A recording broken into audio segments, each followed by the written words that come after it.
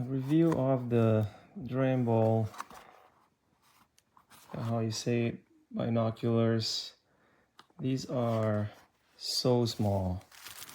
I was not expecting it to be this small, which is actually a positive thing for me because this is for my daughter, and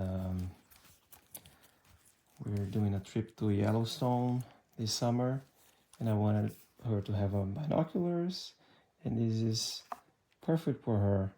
And it's not a kid's binoculars, which is also what I was looking for, because I wanted more quality in the optics than, you know, those cheap kids binoculars, and this has it, right? So I've already opened it and tried it outside, and it actually has great optics. Has the little adjustment here on this side, and then also the focus here. So great binoculars, I recommend.